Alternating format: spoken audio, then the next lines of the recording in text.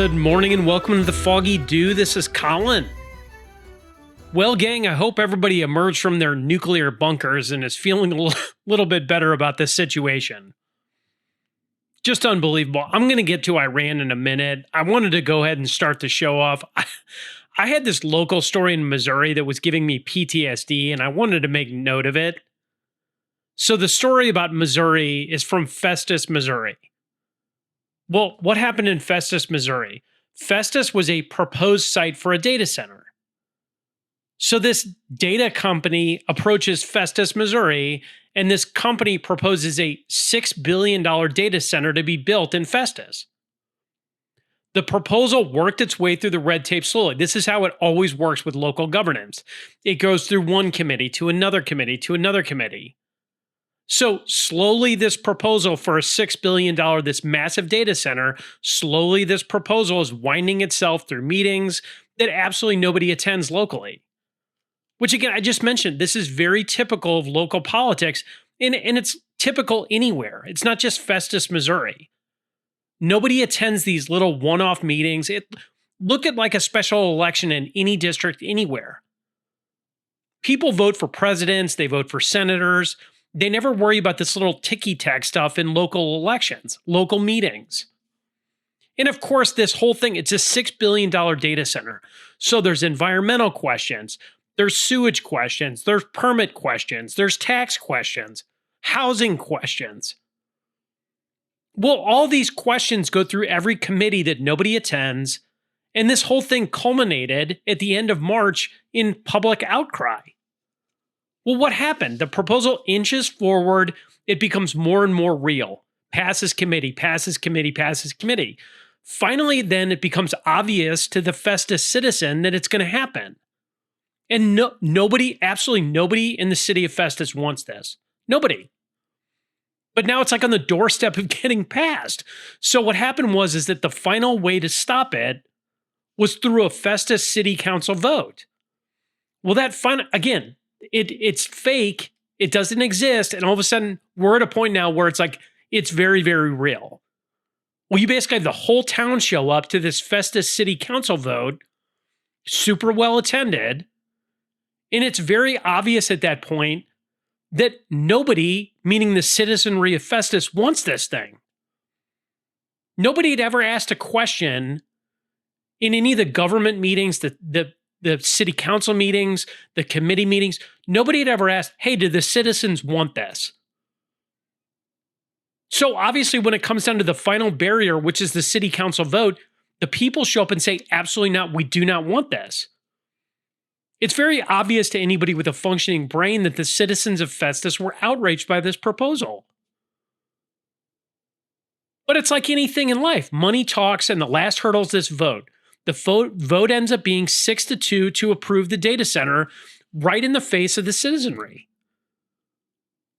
Well, so people are furious.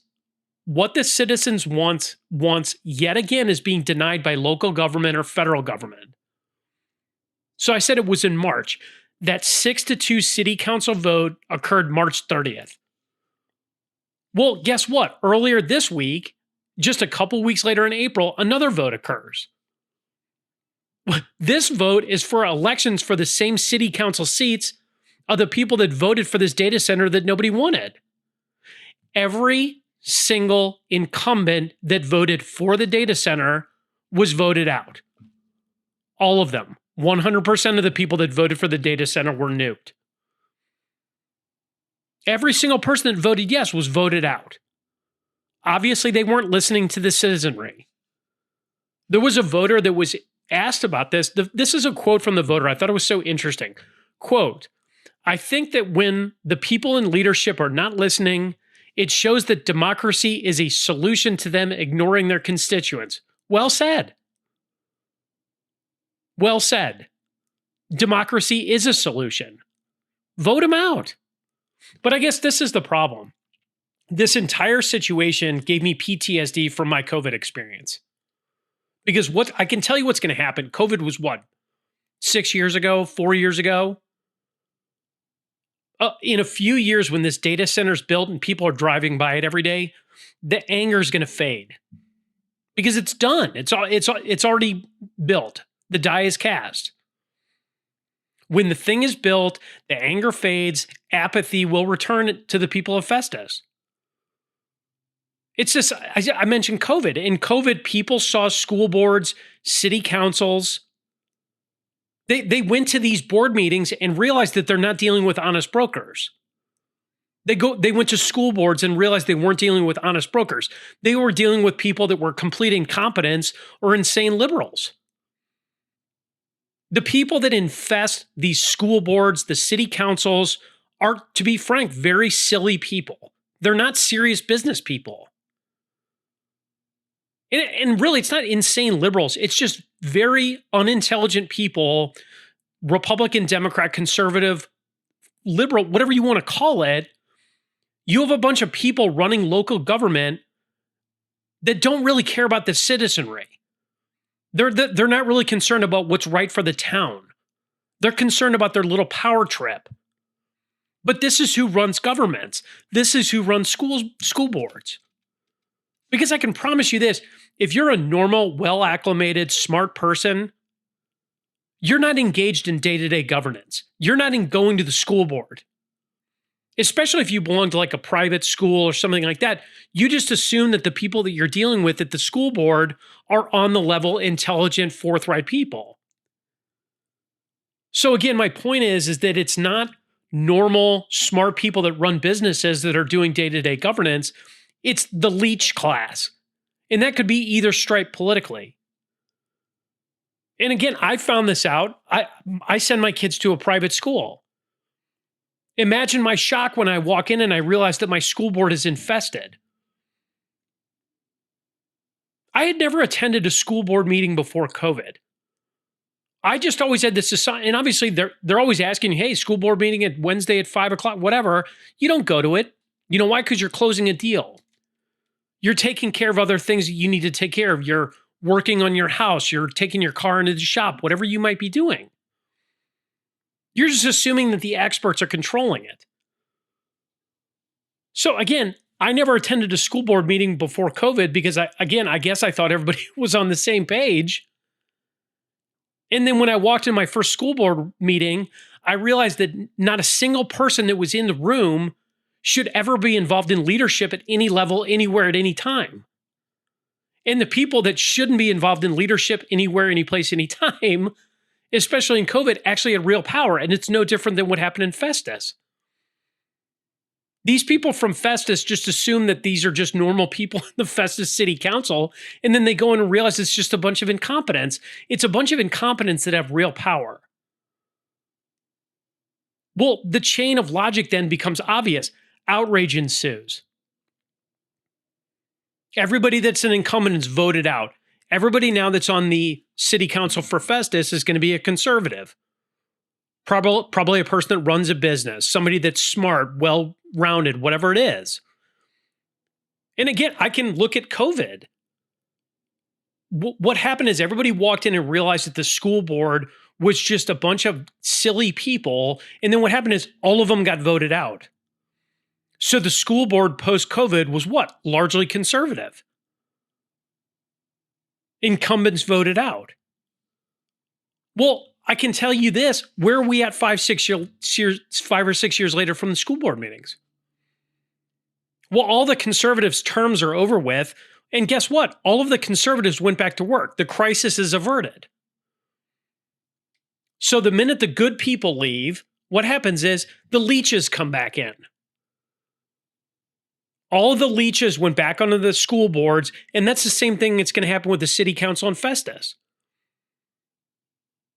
The apathy returns, the anger fades, and then what happens is the inmates are running the asylum again in 4 or 5 years in Festus. And to be fair, the reason I'm talking about this phenomenon is exactly why DC is the way that it is. This is exactly why our cities are terrible. This is why local governance is terrible.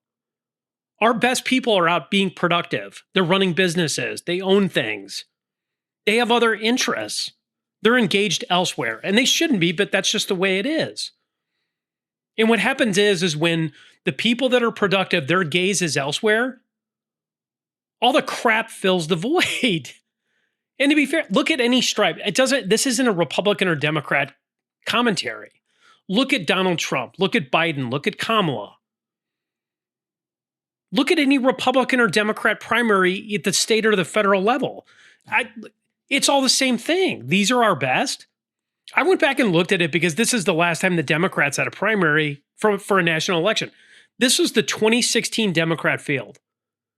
Hillary Clinton, Bernie Sanders, Martin O'Malley, Jim Webb, Lincoln Chafee.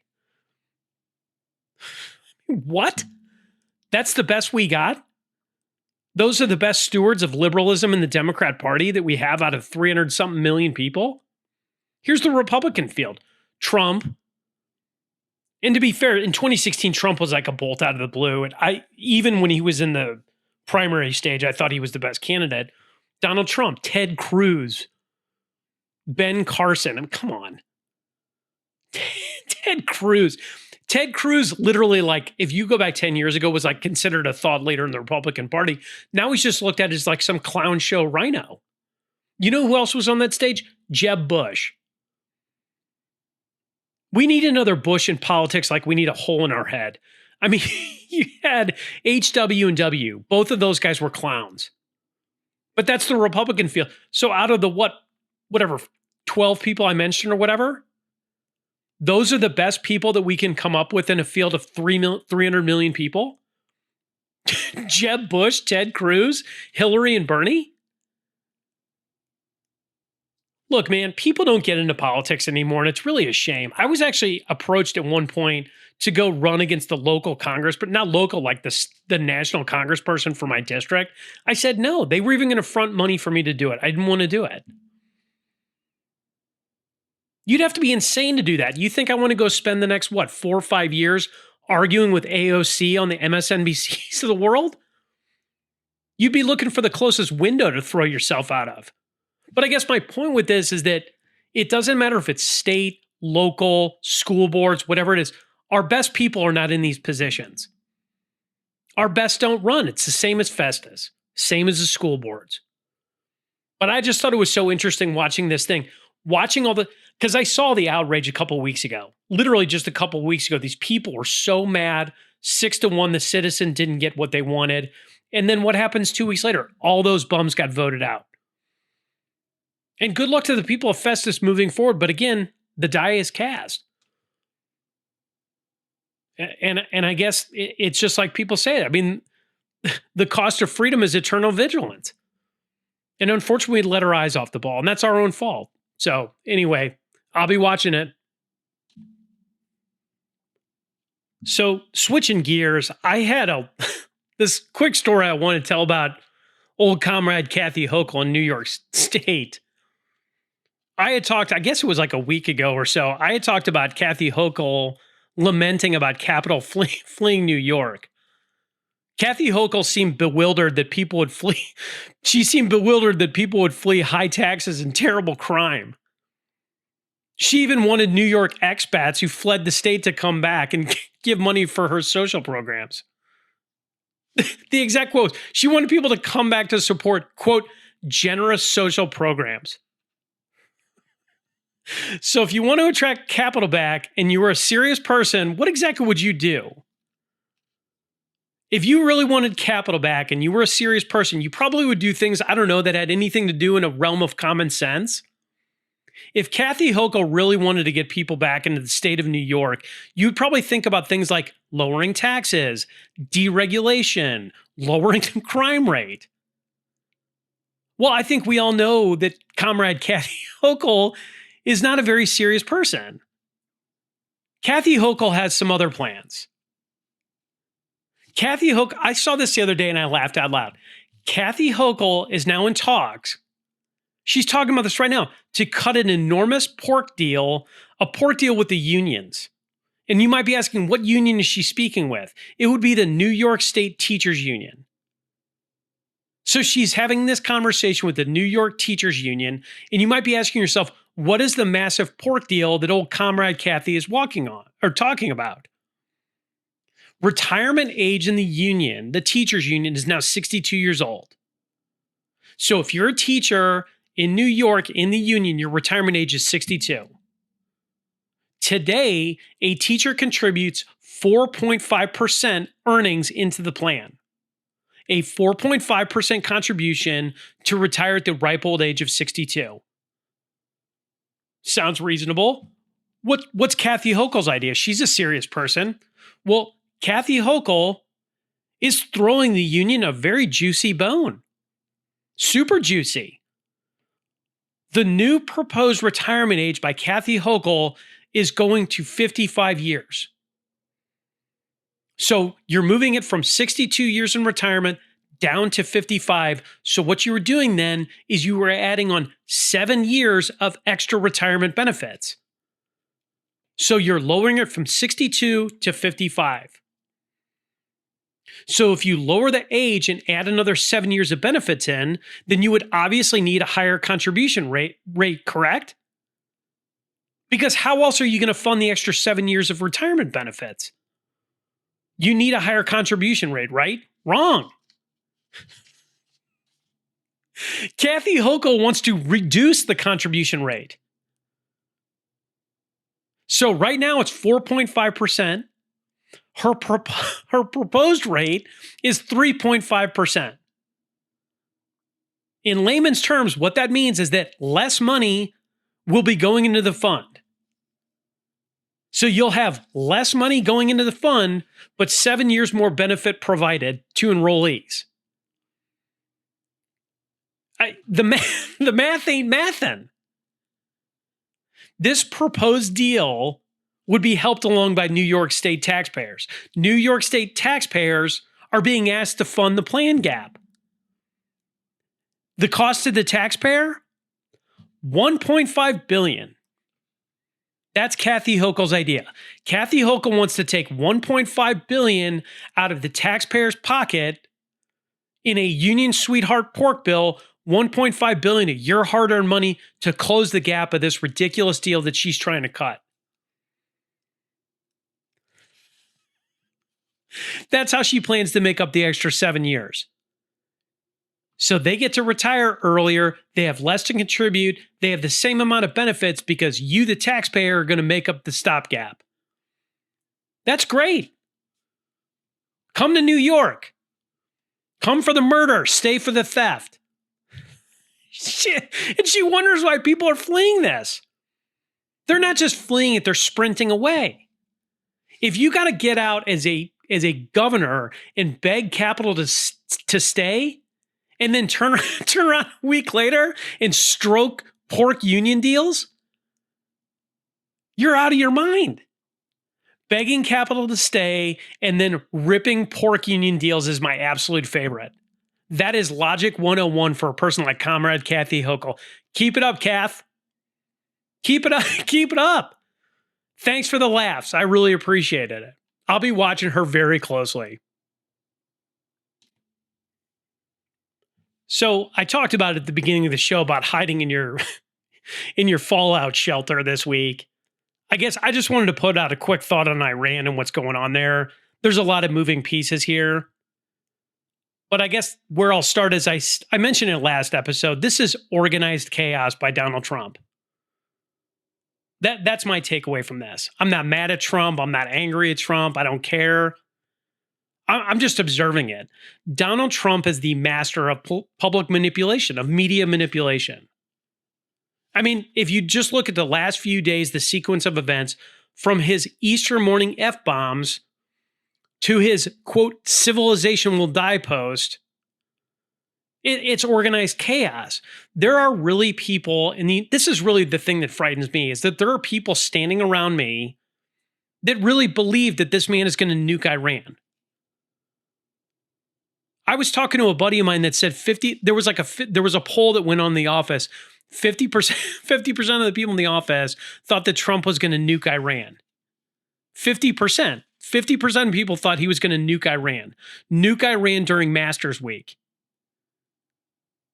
The guy owns golf courses. You think he wants to be nuking Iran and then turn on the Masters on Thursday? And I guess if you look at it from Iran's perspective, Iran, very true to form, what did they do? They read his post and they totally overreacted. True to form, they put up human barricades around the power centers, on bridges. So here you have the other actor in this situation, Iran, the bad actor. Iran is putting civilians on designated military targets intentionally, stated military targets, and they're putting human beings, children, and women on these military targets. And I guess my question is to the media in the United States, who's gross again? You're worried about what Donald Trump says on a True Social post rather than the people that are putting women and children in harm's way? Again, I'm not wild about what he said, but if you step back and look at it objectively, it's just Trump the manipulator. He's totally manipulating the situation to arrive at a conclusion, which is a deal. I talked about it the other day. Iran is tactically finished, and they have been for weeks. Iran has exactly zero ability to contest the Strait of Hormuz, to defend Karg Island. Their navy was sank in 5 seconds. Again, I just mentioned it. All of this chaos was designed to achieve the ultimate goal, which is capitulation of the regime. Iran must stand down. Anything they do from this point on just goes to highlight how ridiculous they are. These people need to admit that they are finished. They are totally neutered. And again, this has been obvious to anybody that actually understands anything about military tactics. They've been done for weeks. This is precisely why Donald Trump gave this ultimatum. And guess what? He got everybody looking at it. Do it or else. Now, you might ask, do I think Donald Trump would sit there and bomb civilian infrastructure? I don't know the answer to that question, and I guess that's the point. But what I would tell you is, even if he didn't target civilian infrastructure, I would bet you, based on my observations of how he operates, he probably had 5 or 6 backup plans. And quite frankly, what I thought it was misdirection to take Karg. Our military could take Karg Island at any moment. The chaos was the lever to get the capitulation, to get the deal. And I guess if you look at it more broadly, the spice will flow. Oil, natural gas, shipping, all of it's going to flow again. Markets will stabilize. Think big picture here, guys. Zoom back away. What does this look like? 5, 6 months down the road. Iran is totally neutered. There will be a long-term deal in place. They have to capitulate. Regional partners then, Israel, the UAE, all the Gulf states. Regional partners with U.S. coordination will keep Iran in check, whatever's left of the Iranian government. And Trump is even safeguarding that. He doesn't want anybody coming in after the fact and supplying Iran. Trump threatened a 50% tariff on any country supplying Iran with weapons moving forward. And I guess my question is, I hope you read that, China. I hope you read that, Russia. I hope you read that, North Korea. That is a warning to every single BRICS country. Don't mess around here, because you'll get a 50% tariff slapped on you. We're moving beyond the need for bombs, guys. This is economic warfare 101. But if I look at the actions of Donald Trump, this is a decisive move by a real American leader that's going to stabilize this region that's been in flux for, 60 years? You will see real long-term peace in the Middle East. And quite frankly, I talk about the Israel question, that whole thing, the great noticing. Israel's actions from this point forward are really going to be scrutinized. If Israel wants to sit here and be warlike after the fact, they're going to do it alone. And Israel will be doing it under a global microscope, so I hope they understand that. Right now, they're in the USA sidecar. If they want to continue acting like a fool after this point, that's on them. But again, I said 5, 6 months from now, that's what it'll look like. My guess is, to the immediate action, this will wrap up soon. And I think the only reason that the media is so fixated on this is because of Donald Trump. The minute Donald Trump moves on to different things, the media is going to lose this obsession with Iran. They don't care about Iran at all. They just want to talk about Mad King Trump. And if I had to speculate, I would imagine that all eyes are going to be on domestic politics for the next few months. You're going to have America's 250th anniversary in 60, 90 days? If this whole thing goes through the way that I think it will, Will, you're going to have real Middle East peace. And I think you're getting to the point, you're seeing the puzzle pieces being aligned where you're going to have voting in the SAVE Act figured out. Our elections are going to be secured by the midterms. The markets are already booming based on a potential peace deal. You're going to have the space race booming. So that's future state. That's where we're going. And I guess my only last thought on this, just based on the hysteria that I saw the last 2 days, how bad is our media? And I guess even a better, how bad is the conservative pundits that we look at? Conservative media. The media landscape has changed so much. And I look at a guy like Tucker Carlson looks like an absolute fool here. He looks absolutely unhinged. And Tucker Carlson, to be fair, was a guy over the last 3 to 4 or 5 years or whatever that I really enjoyed. I really enjoyed him when he was on Fox News. And I guess the only conclusion that I can draw here is that this obsession with Israel, this obsession with Epstein, led people down a really dark path, a conspiracy path. Every subject, regardless of what it was about, was viewed through that lens. They're viewing everything through the lens of Israel. It's like they put on glasses that have Israel on them. And I guess when you do that and you put on those Israel Epstein glasses, you lose the bigger picture. There was always a bigger picture here. That's the big chessboard. And I guess that's the part that I find hard to fathom or hard to swallow. All these people that didn't want Trump to intervene in Iran, I guess they just live in denial. The world we all live in exists because of the United States. The reality that we enjoy as U.S. citizens is based on U.S. military dominance, U.S. military power controlling shipping lanes, guaranteeing it. And quite frankly, look, the things that Trump has done, the USA is going to be back in a big way. We have all the leverage now. And that wasn't the trajectory before Donald Trump won in 24. We were slipping into oblivion with the old rules-based order. We were totally slipping into oblivion. We were slipping into socialism. If Kamala had won, we would be dead. Trump was the jolt. Trump saw the path. He saw the big chessboard, the reality.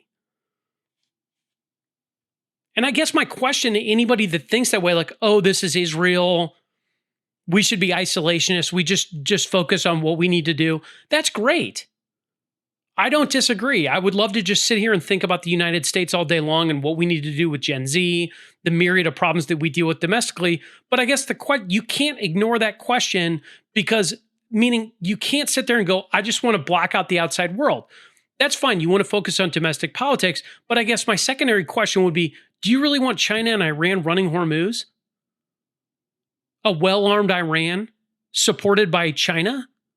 I don't. Do you want China running the Panama Canal?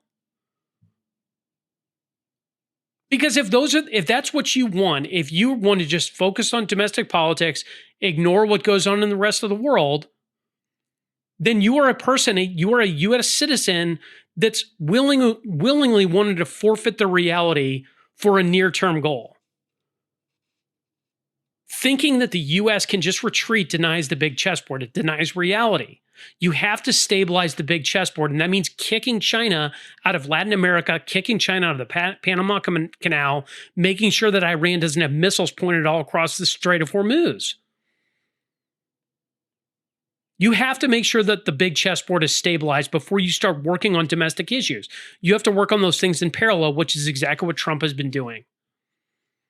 And I think what's going to end up happening here, he set it up so well. He set up this hemisphere as Fortress America. You control those single choke points across the globe, and then you can start coming back. You can control key shipping lanes, those global choke points. Then we'll come home. And if I look at it that way, to me, that was always the plan here. That was always the play. So I'm going to make a couple final points on this because I think I've beaten this to death here. This is what I'm seeing on this deal, meaning post the fact that we avoided a nuclear holocaust on Tuesday night. Donald Trump was saying Wednesday morning that we're going to get all of Iran's uranium. I'm also seeing reports that Israel attacked Iran, that the strait's going to close and all this stuff's in flux now.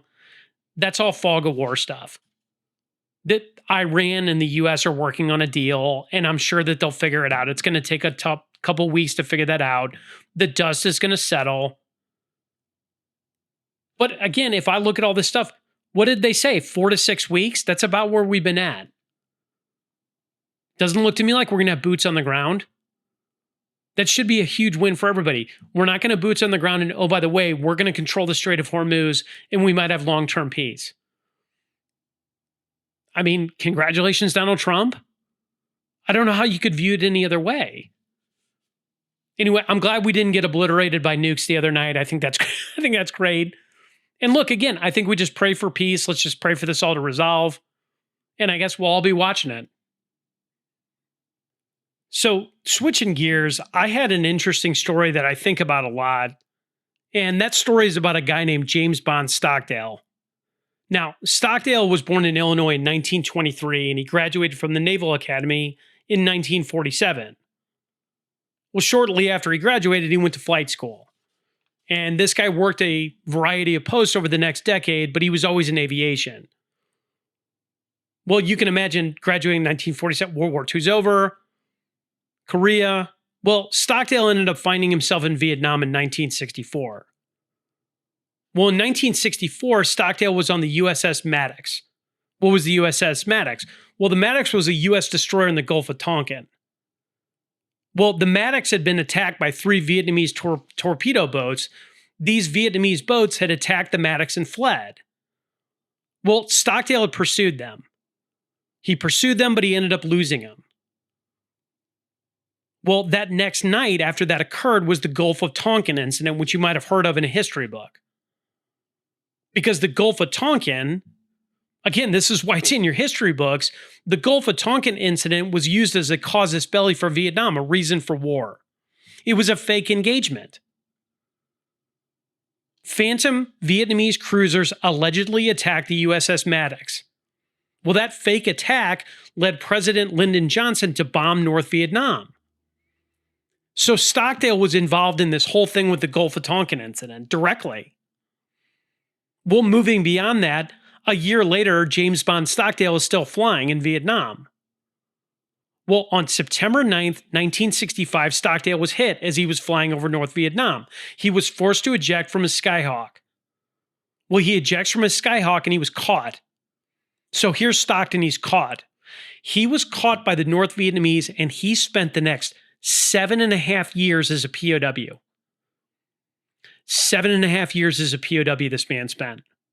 And actually, it's funny, when I was thinking about this story, one of the reasons I want to talk about this, because I was thinking about this with this pilot that got shot down in Iran the other day. This is exactly what these terrorists, North Vietnamese, they want prisoners like this. But here's Stockton caught. He spent 7.5 years as a POW in the Hanoi Hilton. And the Hanoi Hilton is like the most famous POW camp in Vietnam. It's terrible. Well, Stockton was the most senior naval officer captured by the NVA. He was the top guy. He was the top prisoner. Routinely beaten, tortured, denied aid. For a whole summer in 1969, the summer of love, when people were back in the States, smoking weed, being hippies, this man was locked in leg irons in the Hanoi Hilton. He was locked in leg irons and locked in a bath stall for months. His leg was broken twice by the torture he endured. But Stockdale was the main resistor at the Hanoi Hilton, and on top of being the top ranked guy. Stockdale created and enforced a rule like a code of prisoner conduct. He was such a high volume target by the North Vietnamese that he was put in a special wing in the Hanoi Hilton, and that was known as the Alcatraz wing. Only 11 U.S. service members were there. That was the most brutal prison in Vietnam. Again, this guy's trapped. He's the top-ranked guy. He's the guy leading the resistance against their captors, beaten horribly. Well, his wife organized the MIA POW League. Why does that matter, and why would that matter to you, the listener? You ever see that black flag that says MIA POW? That was his wife that started that.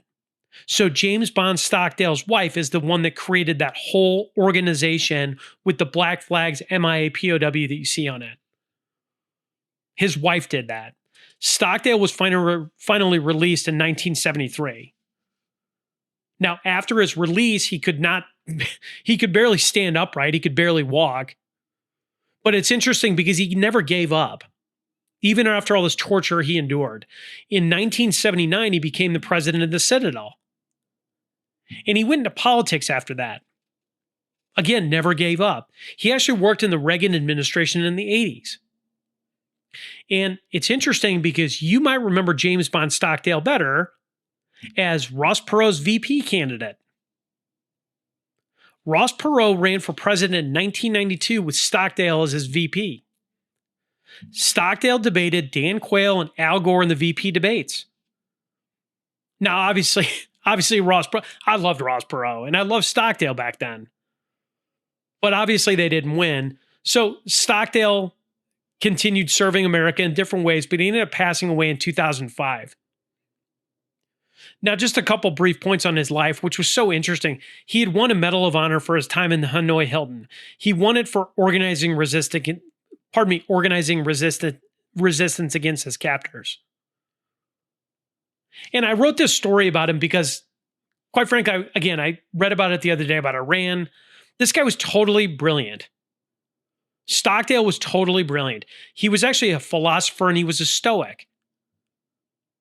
And Stockdale, after he'd been released, credited his Stoic philosophy for surviving his ordeal. His approach was actually called the Stockdale Paradox. This man was asked all the time, even when he was running as VP, he was asked all the time about his POW experiences. How did he cope? How did he survive? Why did he make it when other men couldn't? Stockdale's answer when he was asked that question, he answered, they didn't make it because they were optimists. Optimists failed as POWs. And the question you might ask yourself is, you would think being an optimist in a POW camp would be a good thing. It would give you forward momentum, right? The optimists failed in POW situations. Why? Because Stockdale said that they didn't face reality. They weren't able to address their situation from a realistic standpoint. They would sit there and they would say, oh, we'll be rescued soon. They're being positive, right? Oh, we'll be rescued by Christmas. They're being positive. Well, each time that date would come and go, if they say, hey, we're going to be released on Christmas, Christmas comes and goes, well, what happens? You set a false expectation. Each time that date passed, they would become more despondent. They would despair. And what Stockdale believed, and he would know best, he believed that optimists died because they had a broken heart. Stockdale had a quote, and I always thought it was so interesting. Here's a quote from Stockdale, this American hero, quote, "You must never confuse faith that you will prevail in the end, which you can never afford to lose, with the discipline to confront the most brutal facts of your current reality, whatever they might be." End quote. With the discipline to confront the most brutal facts of your current reality, whatever they might, he accepts reality. And I think about that quote a lot. I think about it a lot. I think we all wish things were different. But wishing for something does not make it so. People have to deal in brutal, hard facts. And I think a lot of times that's very difficult for people to do.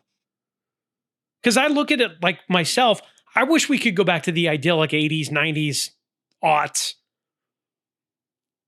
I mean, personally, I've talked about COVID so many times on the show before. I would like to live in the world pre-COVID.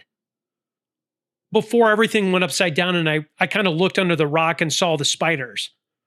But guess what? That's not where we are.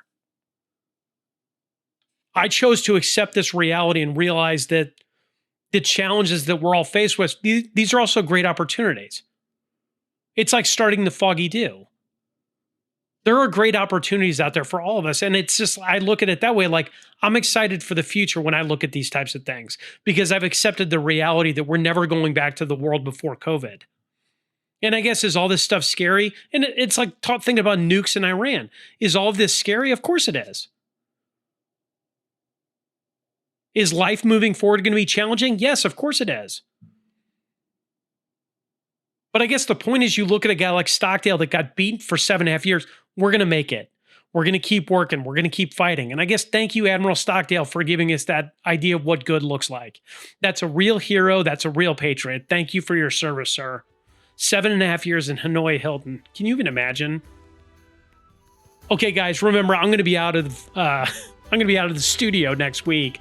So we won't have any shows next week, but we'll keep you posted on content. So again, I'll wrap it up. If you like the show, please go ahead and tell a friend about it. If you would, please follow us on Spotify. You can also follow us on Instagram at Foggy Dew Daily. If you have questions for the show, please go ahead and email us at foggydew95@gmail.com. But in the meantime, I'd ask you to say a prayer, ask questions, and stay vigilant. This is the Foggy Dew signing off.